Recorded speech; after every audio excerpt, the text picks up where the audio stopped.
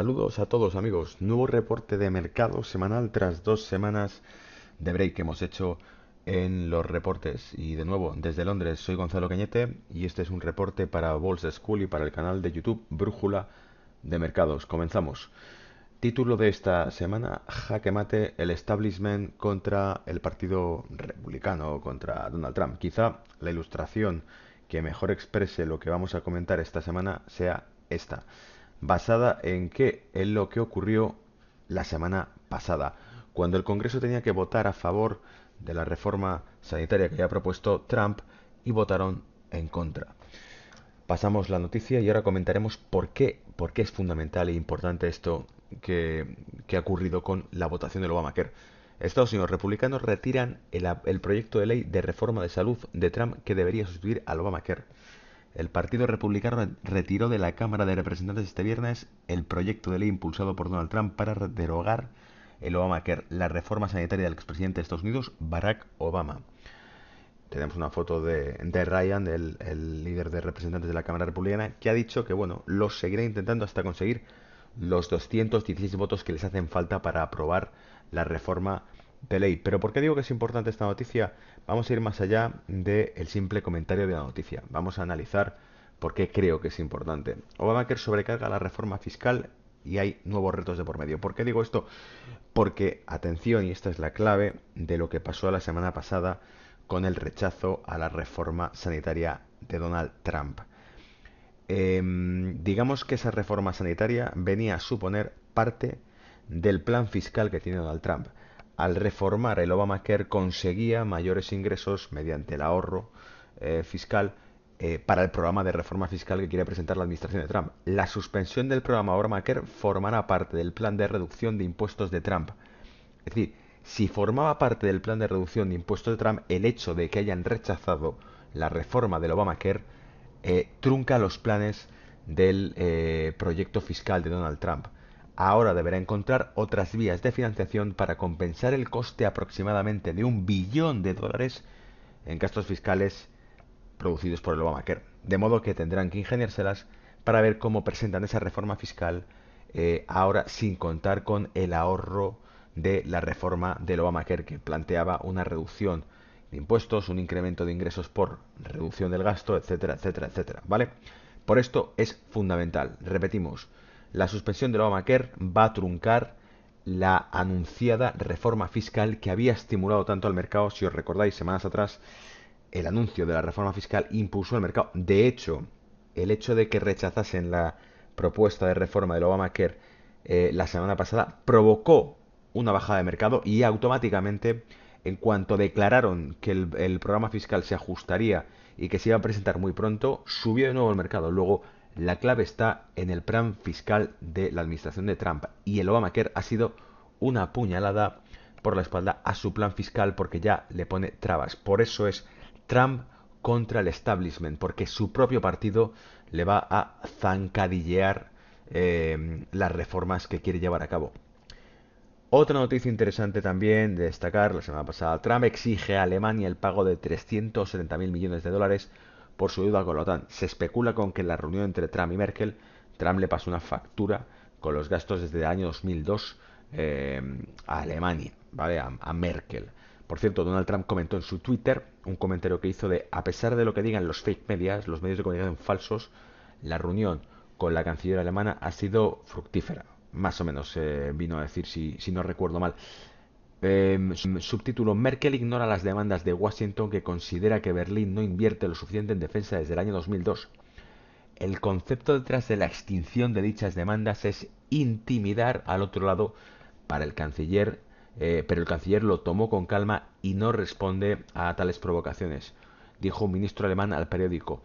Trump, durante la campaña presidencial, arremetió contra la OTAN y ha hecho un llamamiento a los países miembros para incrementar el gasto de defensa y apoyar a la organización. Merkel ignoró la provocación, dijo el Times. Bien, de nuevo, roces. Es otro paso más en el que Trump se va a enfrentar al establishment, una organización internacionalizada, un ejército internacionalizado como es la OTAN, que persigue muchísimos más intereses que la propia defensa, y Trump se mete con ello y pone el dedo en la llaga. Cuidado con lo que le venga encima, porque se enfrenta, claro, a grupos de poder muy poderosos a nivel mundial. Noticia también importante la semana pasada, la subasta de crédito TLRO que hizo el Banco Central Europeo. El BCE asigna 233.500 mil millones de euros. Es decir, la carrera de bancos por acceder a dinero gratis del BCE, 233.5 billones de euros a 464 bancos mediante créditos TLTRO. Fijaos, digo la carrera de los bancos por acceder a dinero gratis. Porque no hay que olvidar que los TLTRO son líneas de crédito que facilita prácticamente interés cero el Banco Central Europeo. Tras la noticia, las acciones europeas subieron, liderada por las acciones mineras y, por supuesto, como no, por las bancarias. Les entra dinero gratis a raudales. Como prestamistas, prestando más del doble de lo que se prevé en el programa LTRO del Banco Central Europeo. Es decir, se colocó mucho más dinero del que se esperaba en las subastas. Se interpreta como un indicio positivo, se cree que hay liquidez en los bancos porque ha entrado dinero a coste muy reducido y que eso va a significar que mayores compras. Cuando hay dinero, cuando entra dinero a raudales en el mercado, suben los precios. Es un efecto automático. Suben los activos porque hay más dinero disponible. El índice Stocks Europe 600 avanzó un 0,3% a 335,21 como de 11:31 hora de Londres, establecida para poner fin a 3 días de pérdidas. Mineros europeos extendieron sus ganancias a 0,9% a raíz de los precios de los metales y del sector banco subieron un 0,6%. ¿Por qué subió minería? Lo veremos luego. Por la subida del oro también, provocada por un debilitamiento del dólar y provocada también por pues, los fracasos que experimentó durante la semana pasada la administración norteamericana. Los prestamistas asignaron 233,5 mil millones de euros en la ronda final de operaciones de financiación a más largo plazo dirigidas según el BCE. Conclusiones. Se ha colocado mucho más dinero del disponible, ha entrado dinero fresco en el mercado europeo, esto es como la QE capítulo 4, y se incrementan las compras en el sector financiero europeo. El euro se vuelve más barato, pero veremos cómo el euro apenas se ha abaratado contra el dólar, porque el dólar se ha abaratado mucho más contra el euro. ¿Vale? Ahora veremos gráficos para demostrarlo. Debilitamiento del dólar, vemos, fijaos, a la izquierda tenemos el dólar yen, que por cierto, muy buena la operativa. Comentamos la semana pasada y se ha cumplido, hace 2 semanas se ha cumplido rajatabla. Bajada del dólar yen, bajada dólar del franco suizo, calcada, lo veis, prácticamente idéntica a la bajada. En cambio, si analizo euro libra y euro dólar, me encuentro con que euro libra es bajista, euro dólar alcista. Luego, conclusiones. Debilitamiento del dólar clarísimo, fortalecimiento ligeramente del euro contra el dólar por el debilitamiento del dólar y por supuesto el euro no está fortaleciéndose. Es el dólar que se está debilitando. ¿Por qué? Porque si miro euro libra veo que es bajista, veo que el euro no ha conseguido comprar libra, pero el euro sí ha conseguido comprar dólar. El dólar se ha vuelto barato. El dólar compra menos yenes, el dólar compra menos francos suizos, el euro compra más dólares y el euro no compra más libras, que por cierto también lo dimos como operación bajista hace semanas, euro libra, y se está cumpliendo, ¿vale? Continuamos porque hay otra noticia más que no quiero dejar pasar. Francia.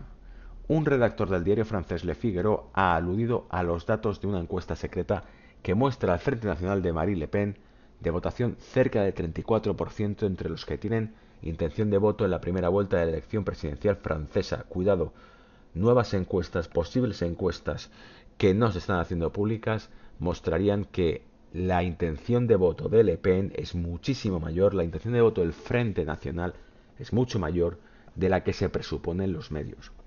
En un reciente artículo sobre los esfuerzos pese a los medios de comunicación y la clase política para frustrar de manera continua el ascenso de Le Pen, el editor Ivan Rioufol cita Sus Le Manteau, encuestas ocultas en circulación que muestran Le Pen probable a duplicar el éxito de voto que tuvo su padre en el año 2002 con una puntuación del 16,86% de los votos. Si lo duplicase, nos aproximamos a esa intención del 34%, ¿vale?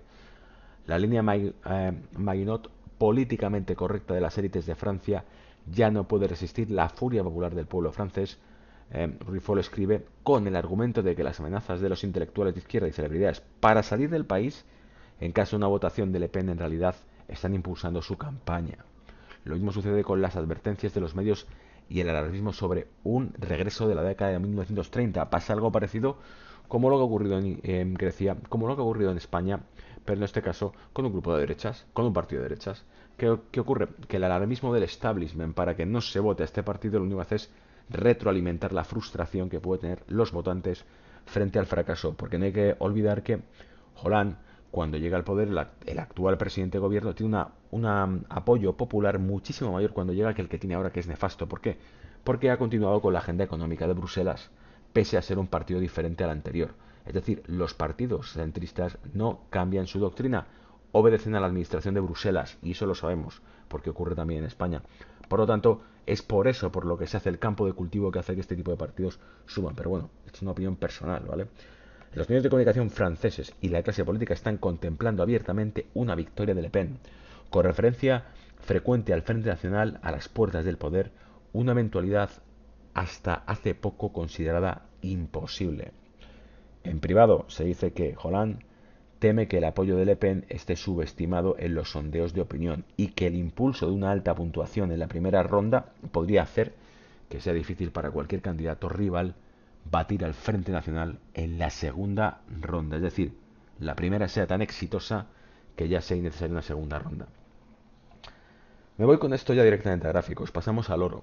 ¿Vale? ¿Por qué? Porque vemos como el oro ha hecho un posible doble techo, ha hecho un repunte desde donde lo dejamos abandonado hace varias semanas. Apostamos por esa bajada tocando la media de 200, se cumplió, ahora ha rebotado al alza y volvemos a apostar porque podría repetirse la jugada doble techo, zona de resistencia en los 2.265 puntos, 2.270 dólares onza, posible zona de giro. Es una buena zona de venta y atentos porque nos mostraría que en este caso el dólar se fortalecerá antes o después. Estamos en vela semanal, podemos ver esta semana repunte, posible subida del oro, da igual, implicaría debilitamiento del dólar. Atención a la agenda porque habrá discurso Yellen mañana y también habrá dato de PIB trimestral norteamericano el siguiente día, el miércoles. Así que cualquiera de esos dos datos podría que, pum, provocar una reacción alcista en el dólar que llevaría el oro para abajo, ¿vale? O simplemente dilataría más la subida del oro esta semana porque todavía podría subir un poco más, tocar la media de 200 como ya prácticamente la ha tocado y darse la vuelta. Pero seguimos, insisto, en zonas muy atractivas de venta. Vamos a ver si no descolocamos gráfico. Ahí estamos. Zonas muy atractivas de venta, como decía. Si hago zoom, me doy cuenta, como toda esta zona, aquí está la media de 200, prácticamente tocada, se podría girar.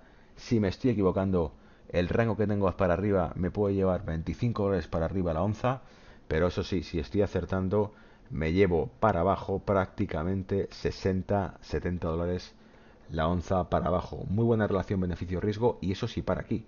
Si continuase definitivamente bajista, nos llevaría esos 1.150 dólares onza, por ejemplo, sin ir más lejos, que claro, ya nos habría una rentabilidad muy muy atractiva comparado con el riesgo que asumimos hoy en el oro vendiendo, ¿vale?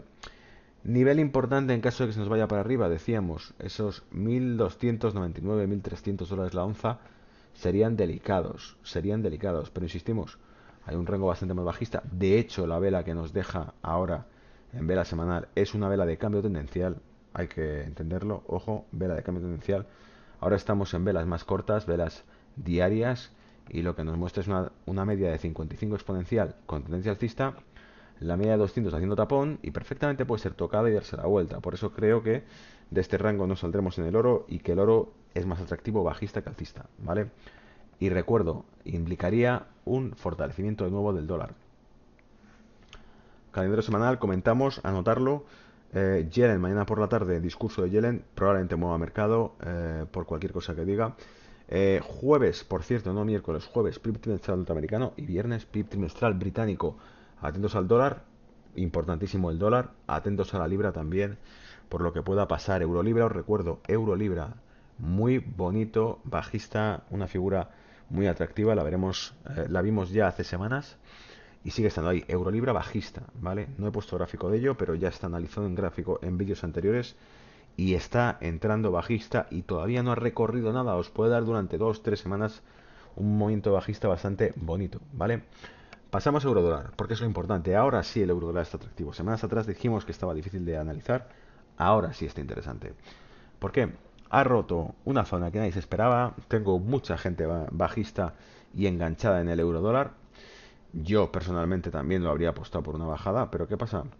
Que ahora sí es cierto que pienso que teniendo estas zonas de aquí que os he marcado en rojo, podríamos acercarnos, como veis esa orden pendiente que tengo colocada, a ese 1.10, 1.10.15, 1.10.18, 1.10.20. Es decir, 1.10 es la zona a la que se podría aproximar, pero eso sí, acostumbrará a burlarnos el mercado, y al intentar burlarnos lo que hará será incluso superar la zona del 1.10, dilatar una mecha, darse la vuelta y empezar allá a caer.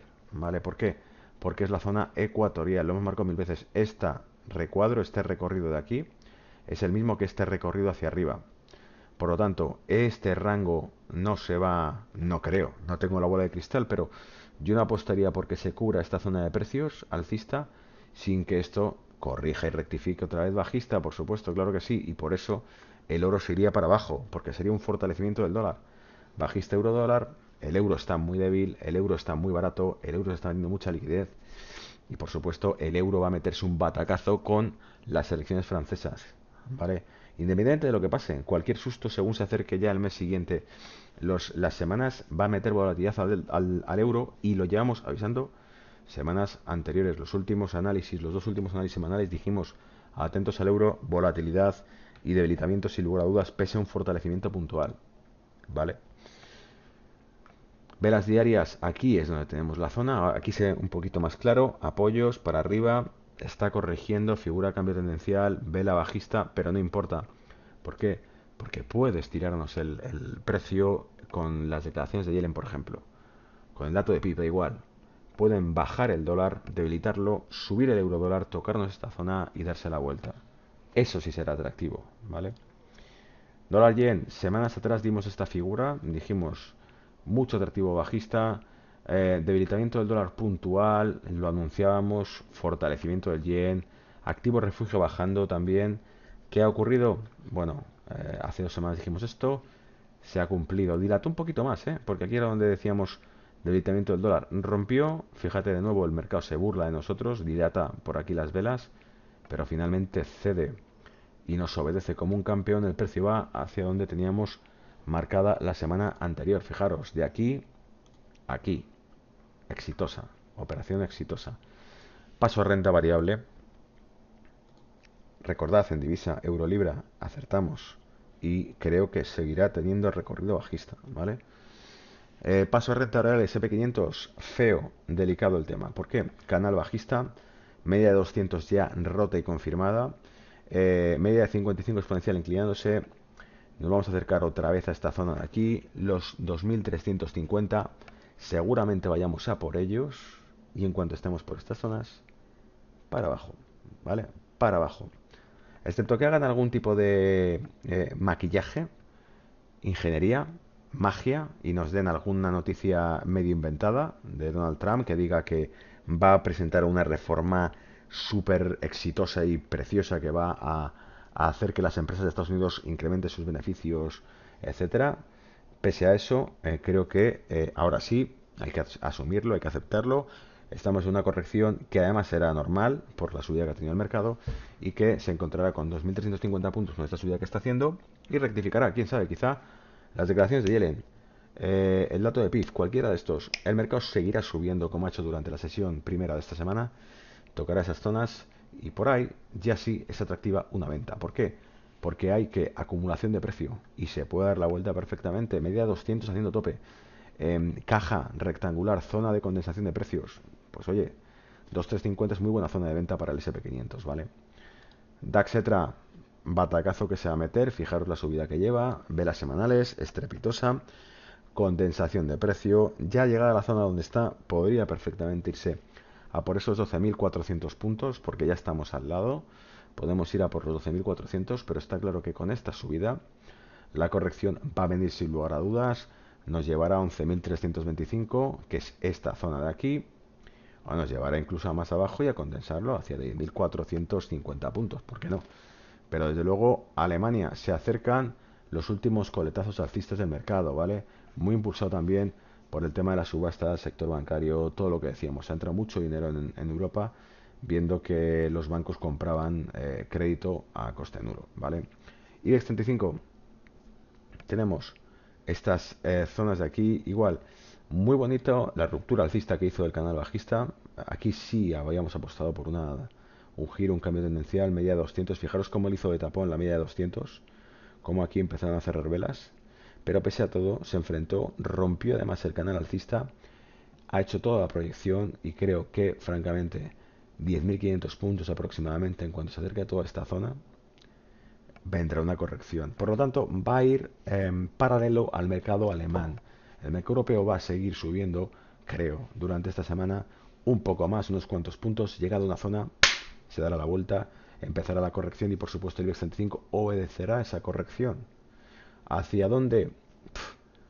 Hacia 10.000 puntos, porque es un número redondo, hacia 9.800 puntos o hacia 9.500 puntos, que coincidiría con buscar un retroceso y un apoyo en la media de 200. Pero ya os digo, entre 9.500 y 9.800, que es la zona en la que cierra la caja, es precisamente donde podemos buscar la corrección. Todavía no iniciada, no se vende todavía, hay recorrido alcista. En cuanto estemos en zonas aproximadas de 10.500, 10.600, 10.500, zonas atractivas, coloca una venta, dos, esperas tranquilamente a que el mercado corrija, siga su pulso y obedezca a la tendencia de vela semanal, de las manos grandes, ¿vale? Materia prima, última cosa que comentamos, me perdonaréis además, veréis que estoy hablando bastante suave y bajo, tuve un accidente y me he dañado la garganta, así que estoy todavía recuperándome de un golpe. Bien, petróleo que vemos aquí, ese canal alcista, vemos que se apoya perfectamente aquí, en ese canal, la media de 55 exponencial. Francamente, me da igual que baja en el crudo. Seguimos siendo alcistas en el crudo porque no hay forma de que el crudo lo puedan bajar más allá de esta zona, ¿vale? De hecho, es una zona muy atractiva, como veréis, para comprar crudo. Puede bajar incluso un poquito más. ¿Por qué? Porque hay mechas dilatadas aquí que harían que este precio bajase y luego rebotase al alza. Pero seamos honestos, el crudo no va a caer, no puede caer cuando qué. No solamente a nivel técnico es alcista, que lo es. Por eso busco objetivos que se acerquen de nuevo a los $60, que sería la media de 200. $60 el barril West Texas americano. Pero voy más allá de eso. Es que por geopolítica el crudo no puede caer. ¿Por qué? Fijaros, semana anterior Israel bombardea posiciones del ejército sirio y cuando el ejército sirio activó el sistema antimisiles ruso, ¿vale? Los S-300, derribó un dron israelí y además declaró haber derribado un avión, un caza israelí. Israel negó que fuese derribado ese avión. No podemos confirmarlo porque tampoco hay pruebas del ejército sirio de que haya derribado un avión, no hay imágenes, pero sí de un dron, ¿vale? Israelí. E Israel amenazó con que si vuelve a atacar el sistema, esto es divertido, ¿no? O sea, bueno, no tiene pies que gracia la guerra, pero es cuanto menos burlón el hecho de que Israel invada el espacio aéreo sirio, ataque posiciones del ejército sirio, y cuando el ejército sirio se defiende, Israel dice que si vuelve a defenderse y vuelve a atacar aviones israelíes, entonces Israel destruirá el sistema antiaéreo ruso. Por eso digo que es un tema cuanto menos peliagudo. Os recuerdo que hace 2 semanas Netanyahu, primer ministro israelí, viajó a Rusia y creo que el motivo del viaje a Rusia es para decirle, mira, estás alineándote con potencias enemigas de Israel como es Irán, como es Hezbollah, a Rusia. Y si Rusia no rectifica, pues irán contra ellos. Por lo tanto, Israel está haciendo ruido en Oriente Medio para avisar de que sus intereses no van a ser pisoteados y que hay que tenerlo en cuenta a la hora de negociar en Oriente Medio. Se lo dice a Rusia, es un mensaje claro. Segundo punto, no se resuelve la guerra en Yemen, que sigue enquistada. Tercero, nuevas amenazas de guerra en Estados Unidos entre Corea del Norte. Cuarto, conflicto territorial del mar Meridional chino. Las dos últimas no tienen nada que ver con Oriente Medio ni con el crudo, pero la guerra llama a la subida del crudo. La penúltima, Yemen, os recuerdo que Yemen, Irán, Arabia Saudita, el estrecho de Hormuz, controlado por Irán, es donde pasan los petroleros que llevan el barril Brent, el barril cotizado en Londres. Pasa por el estrecho de Hormuz. Y el estrecho de Hormuz es un polvorín. Y el estrecho de Hormuz puede en cualquier momento tener cualquier conflicto entre Irán y fragatas norteamericanas. Y como Irán ya amenazó en el año 2012, cerraría el tráfico del estrecho de Hormuz si pasaba algo de este tipo. Si cierra el tráfico del estrecho de Hormuz, se cierra el suministro de crudo europeo y sube el crudo, pues imaginaros hasta dónde. ¿Vale? Por esos motivos, creo que el crudo seguirá siendo alcista. ¿Ok? Bueno, eso es todo por esta semana. Os deseo mucha suerte con el mercado. Esperemos que acertemos con las estrategias que hemos dado durante esta semana. Y gracias por estar ahí y seguir comentando y apoyando los vídeos del canal Brújula de Mercados. Un abrazo a todos. Chao.